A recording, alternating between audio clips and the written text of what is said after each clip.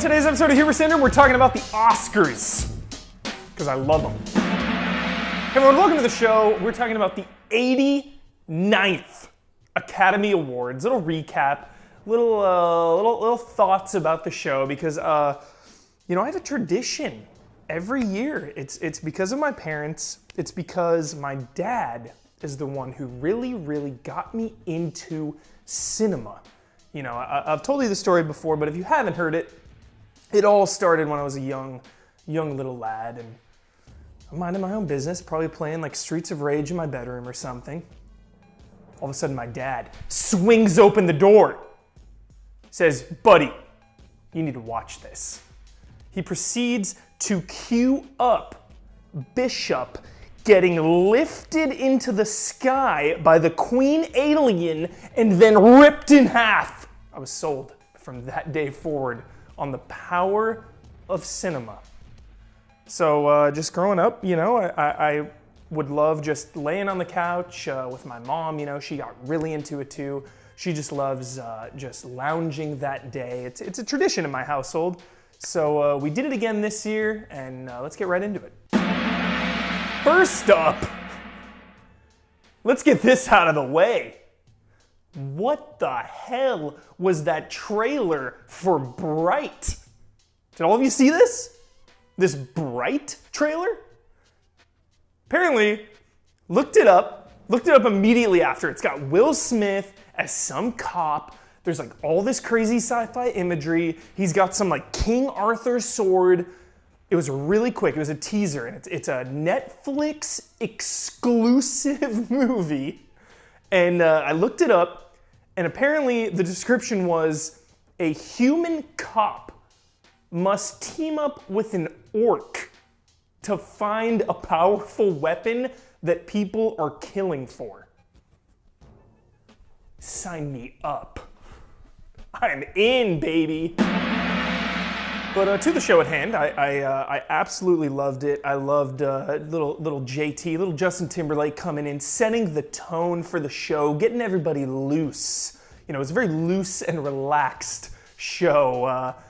But there is one thing, you know, I always read so much criticism for the Oscars, and there's all this backlash. You know, everyone always, you know, talks bad about it. I think it's very important, at least for me, to be fully caught up. You know, the Oscars is kind of like the season finale of the entire year of films. Just by seeing the majority of the nominations, you have a horse in the race, you have people to root for, you're in on all the little like witty jokes that they're throwing out about each movie. It just, I get more emotionally invested when I'm caught up. And it was interesting this year because I frantically made sure to see all the Best Picture nominations right before. And in years past, there's always something I'm pulling for above everything else. Whether it's, you know, Mad Max Fury Road or Whiplash or Sicario. I usually am pulling so hard for these certain movies. But this year was so solid across the board, I did not care who won what. It was just a good year for movies. Solid. Just want to bring up a few categories. First, I want to talk about Best Animated Feature Film. Zootopia, taking it home. I wasn't disappointed. You know what, I'm lying. I was a little disappointed. Zootopia is a 10 out of 10 film. Don't get me wrong. Love it. Love it. But Kubo and the Two Strings. I was really hoping Kubo would take it, just because, you know, any kind of like maternal love story. I know Zootopia touches on that too, but Kubo and just all that with his mom, it was just, Kubo like took me to another world. I was blown away by that movie. It was like I don't know where I was when I was watching Kubo, but it was a good and special place. Next up, Best Foreign Film. Again, no ill will to any of the winners. I actually didn't get a chance to see some of those. The winner, The Salesman, looked intense. But I couldn't help but notice there was a huge gaping hole in the nominations. Huge.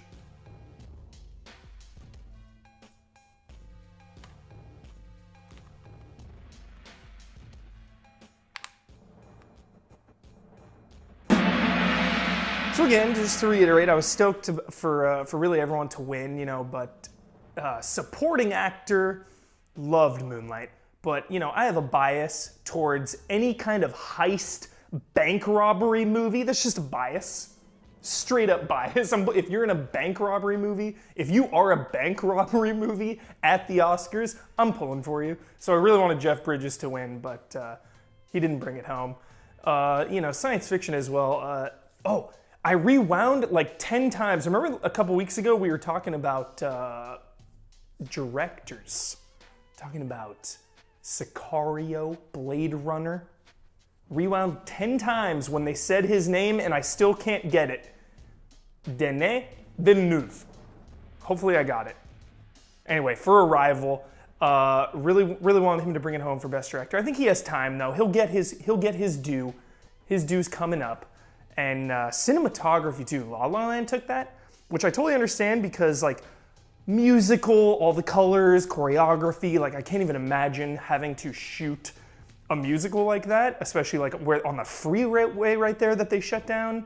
But man, really wanted Arrival to take cinematography because out of all the movies at the Oscars, that is the one where images are just burned into my mind, and that lends itself to cinematography quite a bit. So I was hoping for that, but didn't happen.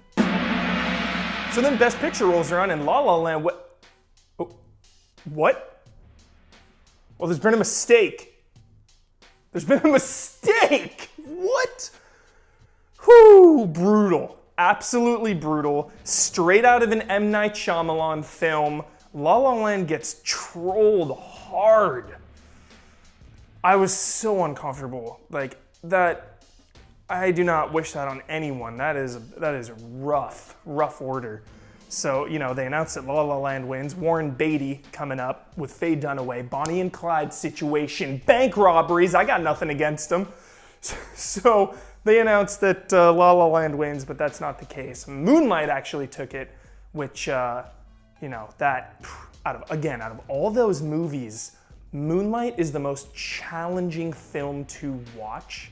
Not just because of subject matter, but because of pace and tone. That's a tough one to get through. Hell of a movie, Moonlight. But, Hell or High Water and Arrival. I was pulling for you, but still, they were all good. It was a good year for movies. I love movies as much as I love video games, seriously, because they show me new worlds, they show me new culture, they teach me how to be empathetic, they teach me about life and the human condition. They can be exciting, sad, funny, scary, just every single emotion in a good movie. And like when those lights go out in the theater, when you're sitting in that chair and those lights dim, that curtain pulls back, and that projector fires up, and that movie starts playing, that, to me, is heaven. So that's it for the show. Watch movies. Also watch Vikings. I am at Michael P. Huber. We are Easy Allies. Follow us on Twitter, Twitch, Patreon. We're Patreon supported, so crowd-funded. So if you like what you see, help us out. And if you want to talk about movies and the Oscars, and if you love them or hate them, we're going to be doing Talking Syndrome Saturday, 11 a.m. on twitch.tv/Easy Allies. And see you next week.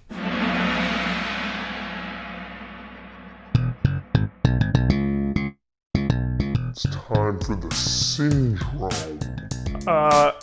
There is one thing every year that just makes me curl up in a ball and get extremely depressed at the Oscars, and it is In Memoriam. where all the people of the industry have a tribute to them as they have passed away in the year. And just days before, Bill Paxton passed away. So for this Syndrome episode, it's got to be Twister.